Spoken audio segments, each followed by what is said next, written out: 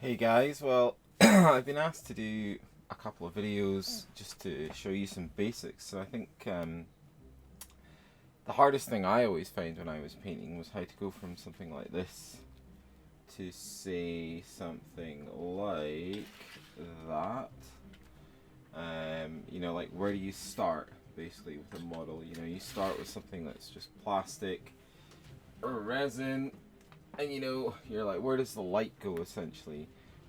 Before you even get to colors, you should be thinking about light. I mean, especially when it's something complicated like this guy. I remember when I got this guy, he's so big, he doesn't fit into the frame. Let's just zoom out.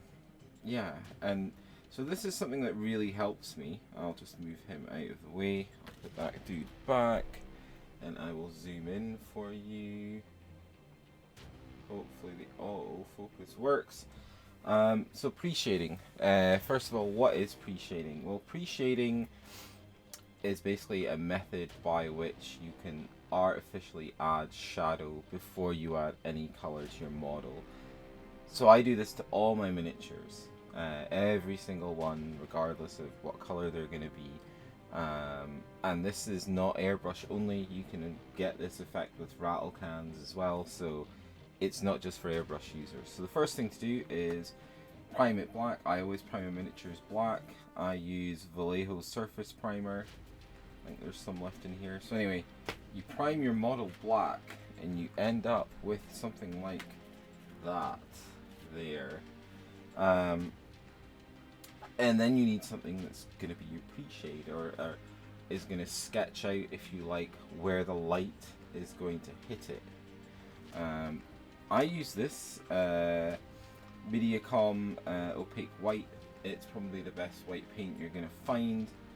This stuff's amazing. So give it a quick mix, as with all paints in the airbrush, like that. You don't need very much. So basically I'm going to show you what I would do if you didn't have an airbrush. I'll just get my airbrush out. So this is kind of what you would do if you had a rattle can. So ignore this bit, tiny bit of this stuff goes in, not very much at all. Get rid of that, and then always a little bit thinner if you're using an airbrush. And I'll just give that a little bit of a mix by backwashing it. That's kind of what it looks like. Come on, focus. Focus. Yeah, you can kind of see it there. And then when you're spraying it, spray it onto my glove, you get this really nice opaque white, like that. So you get like a white, like that. Anyway, we're going to spray this dude here.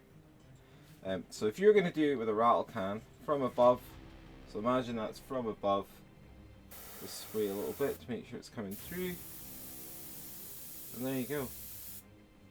And you already there have where light's going to hit your model, basically. So this is then going to help you sketch out where you're going to put your highlights, because this will show through as long as your next layers aren't too thick.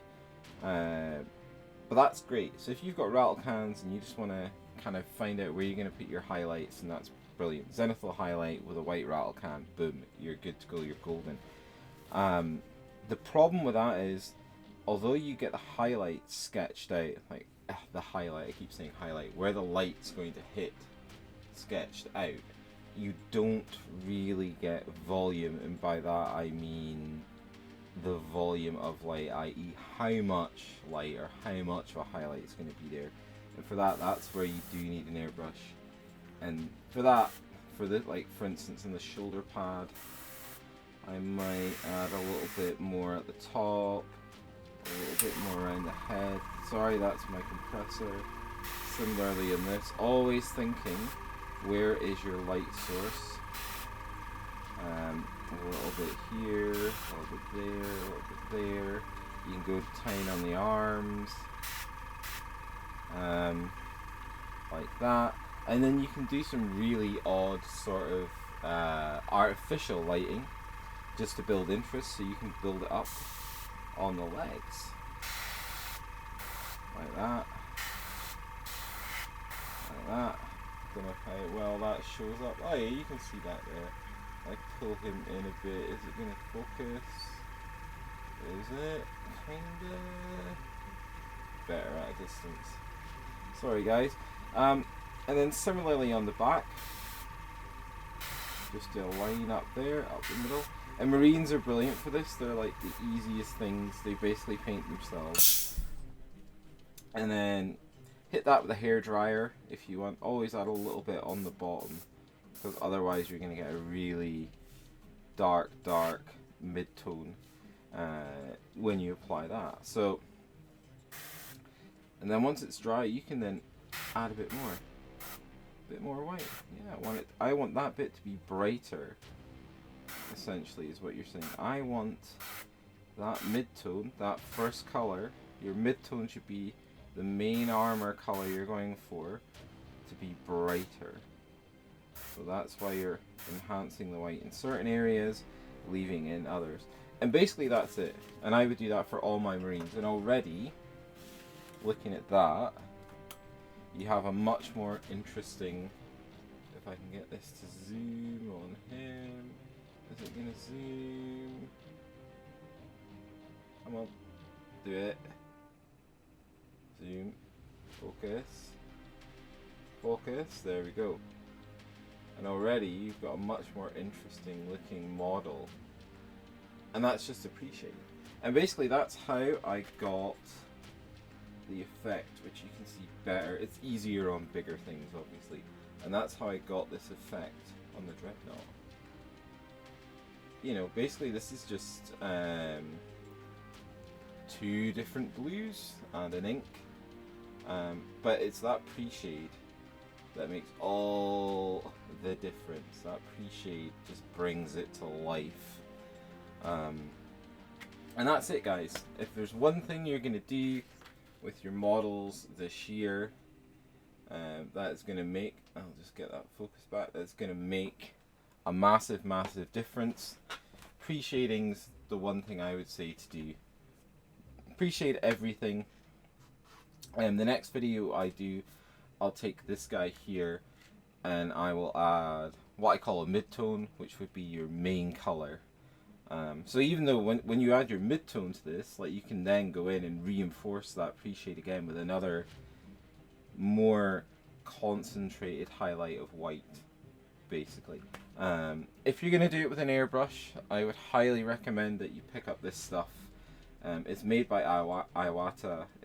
Just search for Mediacom Art Opaque White. It's about £4 a bottle, but it'll last forever. It's just such a good paint to paint with. If you're going to go with a rattle can, I would go with probably something like GW's Corax White. It's pretty good. I would avoid the Army Painter rattle cans. They just block all the time. They're not worth the hassle, even though they look like better value. So anyway, guys, I hope you found this video helpful. Like I said, next time we're going to take this on a bit further and I'll show you the next stage in the process that I would go through. Anyway, thanks for watching and happy wargaming.